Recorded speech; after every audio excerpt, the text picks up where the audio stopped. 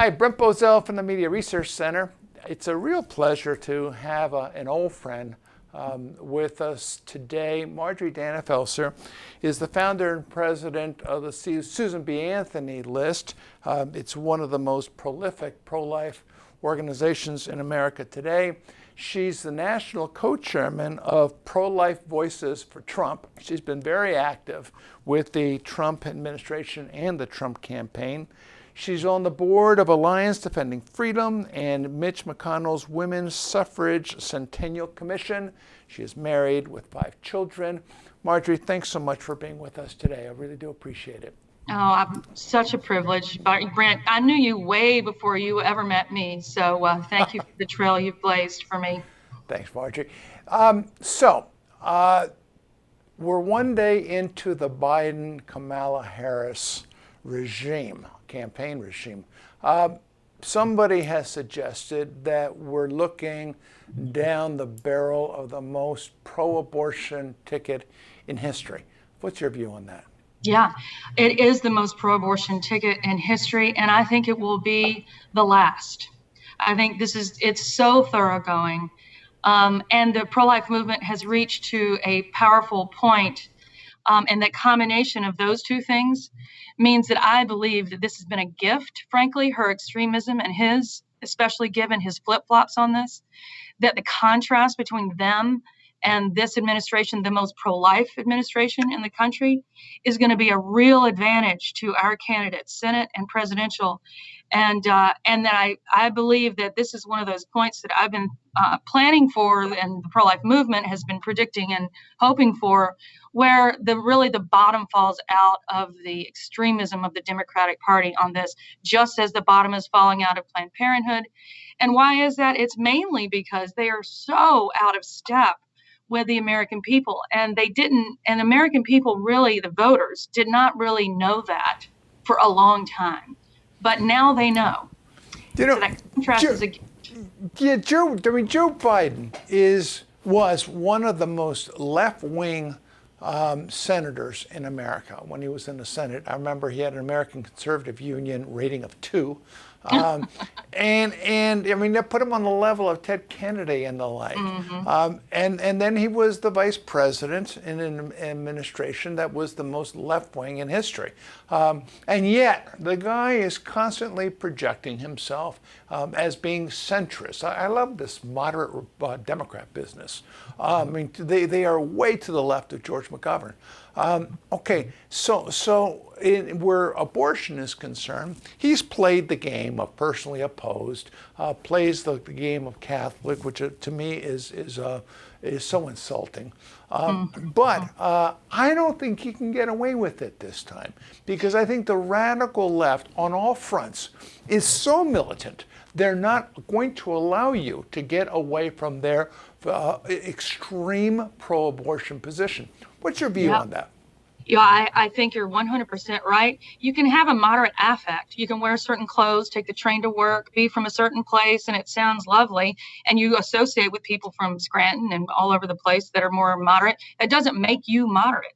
And in fact, he has not been. And what people really don't like is hypocrisy. And he is so guilty of that. He had such a strong, deep, quote, conviction that there should be no taxpayer funding of abortion. He actually voted for the Hyde Amendment several times. If you see the timeline of his views on abortion over time, it's deeply held and religiously held views that would keep him from voting in a pro-abortion manner. And now his rhetoric and his deeply held views are completely flipped. The script is completely opposite. He now sides with the most extreme version of a Democrat, and he's really out of step with rank and file Democrats in just those areas where they think he's going to help them bring them across the finish line. Wisconsin, Pennsylvania, Michigan, Rust Belt states where they just don't put up with that kind of views. And I think in the last couple of election cycles, our candidates pretty much before Trump really ducked on this. They kind of hoped they could do a great job in the primaries about sounding pro-life. And then as soon as they're in the general, they kind of got to the back of the bus. They hoped the issue wouldn't go away. Romney was the worst at that. So they never gained the advantage that holding this position can give you. Trump did not do that, and he did gain that advantage. And now that muscle is far stronger, in part because of him, and in part because we know how to do politics in the pro-life movement now. So tell me what happened to the pro-life Democrat in Congress. I remember 30 years ago, 40 years ago, there was one survey that showed that a full 1/3 of the Democratic House of Representatives was pro-life. I don't know if you can find a one today. What happened to that? That's that 1/3 is still reflected in the rank and file, but it's not reflected at all in who they've elected to federal office. So what happened was a really important and pivotal moment, and that was Obamacare and whether abortion would be funded in it or not. And we made, along with pro-life leaders in Congress, that a litmus test issue about whether you were pro-life or not, because we said, and it was the biggest advance of abortion since Roe versus Wade, if abortion was funded in it. So when all those pro-life Democrats, and I worked for one, so I was not partisan, and I'm still not to that extent. Who was it? When I worked for Alan Mollahan, who I then helped to defeat after he voted the wrong way. You're a great One of those American. crazy historic, ways of growing up. He really taught me if you're going to shoot a bear, you better kill it. And that was exactly how we viewed all those pro-life Democrats who voted the wrong way, ushered in taxpayer funding of abortion, hidden in Obamacare. And so we got to work at helping with the rest of the movement defeat those guys and women who did that. So now there's really only one in the House of Representatives now, and they've just defeated our one pro-life Democratic champion, Dan Lipinski from Illinois. So the only place you can really find pro-life Democrats now are in Louisiana. Their governor is pro-life. The woman who really fought for the bill that went to the Supreme Court recently on clinic regulations, Katrina Jackson, a beautiful Black Democrat, she's fantastic. So I think that what happens, but I would love to hear your take on this too, Brent, is that you can feel the center not holding because of their extremism. It's been revealed. The grassroots 1/3 that you just described is powerful and not going anywhere. That just means it can't hold together for very long. That's why I think this is the last thoroughgoing pro-abortion Democratic presidential ticket that we'll see. Yeah, I mean, I think it spans the whole spectrum of the radical left, which you're seeing in Portland and Seattle. That's them. That's the pro-abortion movement. That is the radical distributionist movement. That's the socialist movement. That's all of them put together. That's right. And I think that our side needs to look at that. I think the Trump administration should do a better job than it's done. However, having said that, I'm one of those who is absolutely shocked by what Trump has done on the pro-life cause. I'll make the argument. I mean, this is. Look, I said before the election, he was a supporter of Planned Parenthood and Hillary Clinton. Who'd have thunk? Who'd have thunk that not only did he say he was going to be pro-life, but then he did it. I'll argue he's the most pro-life president in history. And I found one little thing that I checked it out, and it's true. He's the only Republican nominee or president who has ever promised a pro-life Supreme Court justice. That's and right. said and used the word pro-life. Everybody else has used strict constructionist, code words. He has said it, and that was his position. Now that's to the good. But then, Marjorie Dannenfelser, we put on a person we think is pro-life, a John Roberts. And there may be another Supreme Court justice who's about to surprise us. What do we do about the fact that you've got? I think it's intellectually dishonest when somebody gets to that point, knowing that the public believes he's one thing, but he's in fact the other. I think there's something intellectually dishonest here. Yeah, well, I think there are 2 points. I think what this point is the most important point. We'll be dead and gone, and the effects of this election and through the court system will be felt for generations. And we either get this right, or we leave a really sad-looking nation that looks nothing like it was founded to our grandchildren.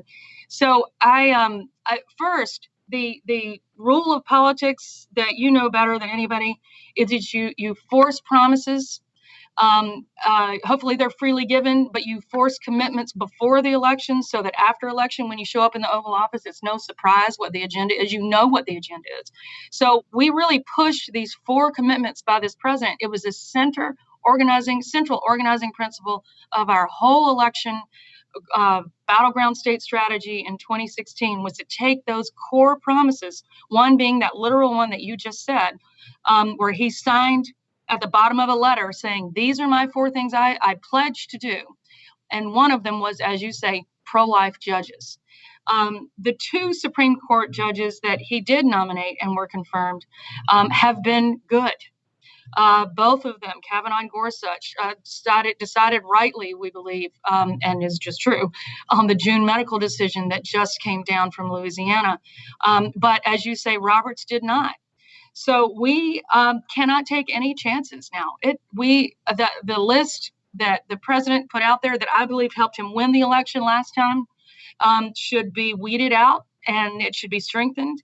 There should be no one that we would have a concern about because they're not specifically committed. And so it is intellectually dishonest to promise something you can't deliver. That area in the past has been very tricky. But look, I don't think there's any administration, you tell me, that's been more transparent in whom they plan to nominate if elected than this one. That's I mean, true. there was no list before now. That's true. And as you say, nobody's ever used the words pro-life Supreme Court justice in a list of promises before this president. You know, it's not a tricky proposition for the other side, Marjorie. The other side has had as a mantra, every Democratic nominee has promised, if elected, I'll bring a pro-choice Supreme Court justice on there. And then in the confirmation hearings, the senator will ask that person about abortion, and that person will say, I believe it's settled law, whatever the position is. But they are very open about it. I think our side, the pro-life side, needs to be exactly that way as well, the exact same way, which is where you have a presidential candidate who says, I'm going to name somebody who's pro-life, and then the person he nominates is asked by the Senate in black and white, where do you stand on abortion? There ought to be nothing legally disputable here, nothing offensive in that question. The public has the right to know what his legal beliefs are on this. Do you or do you not believe it's settled law? It's a simple proposition. Okay, Marjorie, I'm gonna bring some questions that have been given to us, but I want to ask one question. Your new book, Life is Winning. What's it about, and why should everybody go buy it? Yeah, after you go buy it, you'll find out, and it's not too long. But we say very succinctly what it means to go from an orphaned political cause to a highly successful, strong movement. And I think the lessons in it apply to any movement, but the movement that is the threshold for every other right is the pro-life movement. If you can't get that one right, none of the other rights convey. And so this is the story, frankly, partly of my conversion, also there's very little bit of that in it, but and how that compares to Trump's conversion, and what it took and what it is taking to give this movement muscle, to mean what it says, and therefore force a situation in the politics and the law that we restore a pro-life nation again. It's really that story, and it's also got some predictions about the future, some that we've been discussing here. Okay, a question that Diana asks. Why are Senate Republicans acting like scared rabbits when they're in the majority? And I can say the House members as well. Why is there such a difference between the executive and the legislative branches of government when it comes to the pro-life cause? Well, I think that depending on what we're talking about, I would say the thing that concerns me most lately is news that kind of leaked out that I don't think people were talking about as much, that where some senators, and they're of course not named in this article, but are talking about not believing that if Ruth Bader Ginsburg dies, that we should vote on a Supreme Court justice before the election. Now, that is bizarre, absurd, outrageous if true, and that would be a great example of a frightened bunny. that means that you're so concerned about the perceived grand vision of what it means to be a statesman in the Senate. You're more concerned about that than whether this Constitution and these founding documents survive or not. I think on the other hand, I do want to say, and we might disagree on this, but I don't know. I think that that this Senate, believe it or not, is more strongly pro-life than any Senate before now. Think about who used to be in it and how often anybody fought or argued or got votes. It was almost never. So I think, as we would love it to be even stronger, but I think it's the strongest one we've ever had. We even have it just, Steve Daines, we just asked if he would start the Senate pro-life caucus. He's done that, and there are enough people to caucus and actually come up with strategy to make it work. So I think, I think that thank goodness we're in an election cycle, because I think in this election cycle, being strongly pro-life as a senator helps you rather than hinders. And I think in previous election cycles, there was a big question mark over that. I mean, think about the Aiken moment and the Murdoch moment, and how everybody abandoned them as soon as they said anything just a little bit slightly off. Right. I find that when you mentioned Ginsburg, I think it's so crazy that some people actually suggest that there's a quota system here, and that when one liberal Supreme Court justice goes, well, why you have to fill it with another liberal Supreme Court justice, because you have to keep that equilibrium. only left-wingers think this way. I just love it. Okay, let me ask you. The left doesn't think that way. We know that. No, the only one that serves them. Absolutely. The rules always change. What are your predictions this fall? What do you see happening in the White House, the House, and the Senate? Well, this is a scary ground. Wow, I didn't know you were going to ask me that. But I'm. No, I didn't. That was Sandra who asked that question. So blame Sandra. Oh, okay. All right. Well, so. I think we're going to win the presidency, but I think we're not going to know until maybe a month or more afterwards, because of the early voting and the environment that we're in. I think we're not going to have an election night like we've ever had before. Maybe we'll never have another election night like we've had before. I think we'll win narrowly, but I think that will only happen if certain things happen that we have planned and between now and then, and that is a complete war on battleground states. For the votes of the rank and file. The House is harder than any other place. I think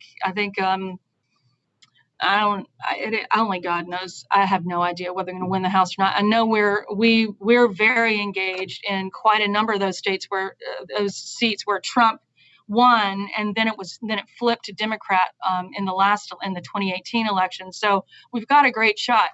And then on the And then the Senate, those battlegrounds, the presidential and the Senate battlegrounds obviously matter more than any other because of the future of the court.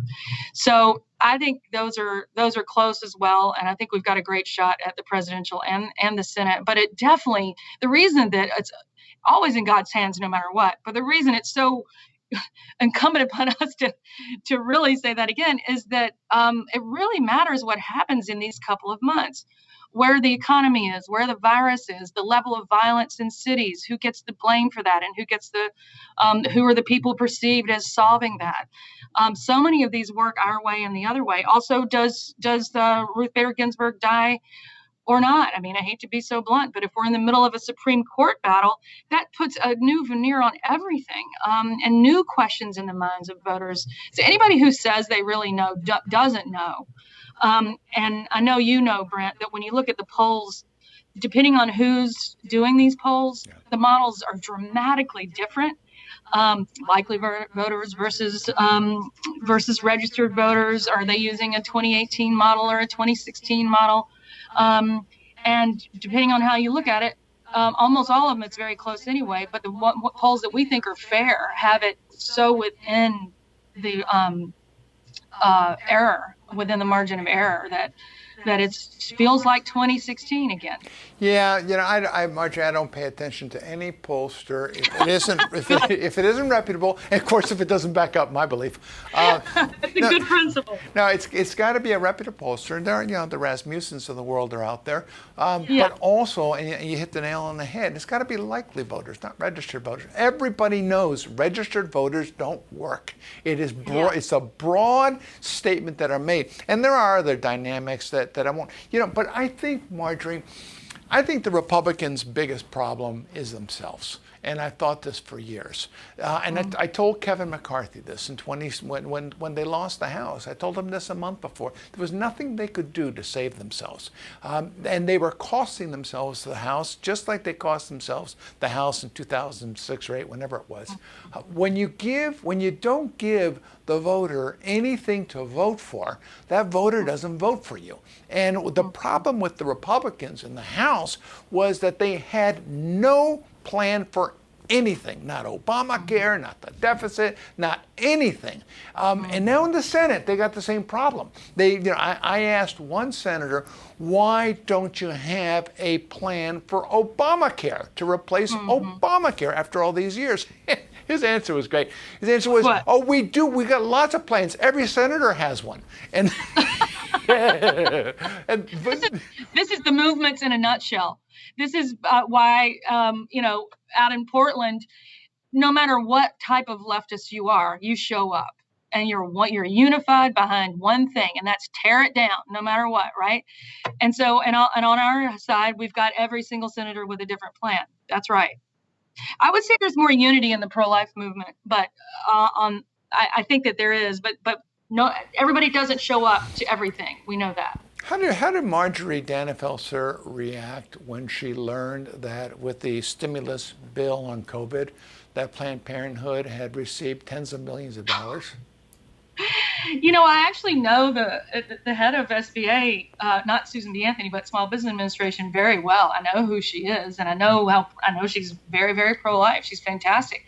I thought, what an unmitigated mess. Number one, they Planned Parenthood received word well ahead of time, you don't qualify. Yeah. And instead of saying, oh, gee, maybe there's some suffering businesses, small businesses around the country that actually need the money more than an abortionist, they went ahead and all these affiliates and applied anyway and got the money. So it says two things. One is they don't care. They lie, and they feel that they're more important than anyone who might be losing their business. Because their business model depends upon abortion. It doesn't survive without it. Right. So, and on the other hand, what a mess over in our own federal government that even happened. It had to go very quickly, and honestly, there were really no way. There could have been a way, but I think it's very difficult to scrutinize all the loans because they're so massive. But there's an argument to be made that the federal government can't control $1 billion. I'm not being facetious. $1 billion in a bill. When you're given 1 day to review it, which is so offensive to me. Yeah. And both Republicans and Democrats do it. Let's not just blame the Democrats and Nancy Pelosi. Republicans do the exact same thing. Give their members 1 day to review these bills. That's $1 billion one. Okay, now you had $1 trillion one. There's just absolutely no way it could have been controlled. So what do we do, Marjorie, to make sure it doesn't happen again? Couldn't it just happen all over again? Well, it could, except for the second time. Well, what is it? Shame on us anyway if this happens again.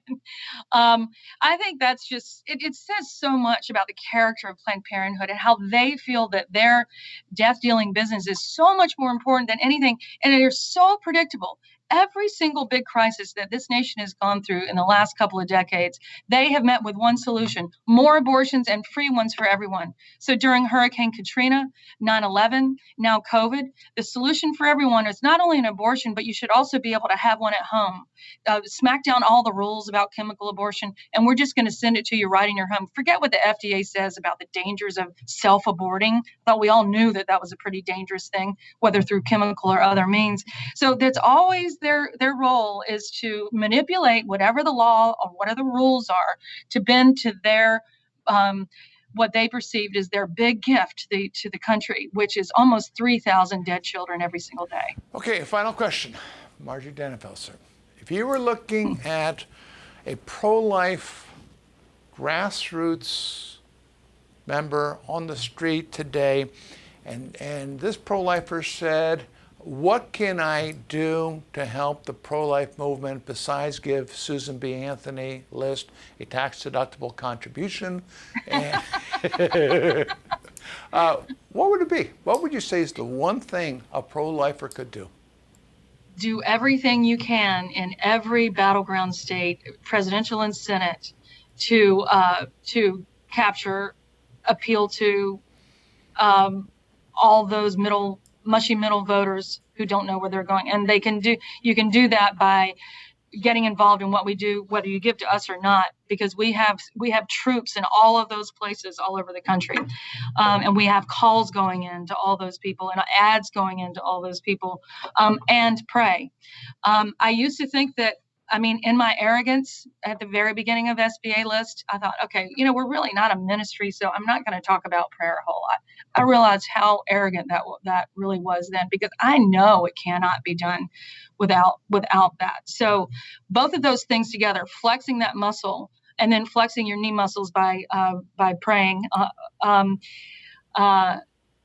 is what we need. And the last thing I'll say is that it's really easy to underestimate how powerful it is for one person to speak up in the middle of either a media moment or in a conversation in a group about what's important. And so many of us have divided families and divided friendship groups over the presidency and maybe even the Senate. But speaking up in those moments, even just a little bit or forcefully, really matters in the end, because all those combined conversations are why we have waves and how we don't have waves. Marjorie, you're a rock star. Your new book, Life is Winning, is coming out in a month.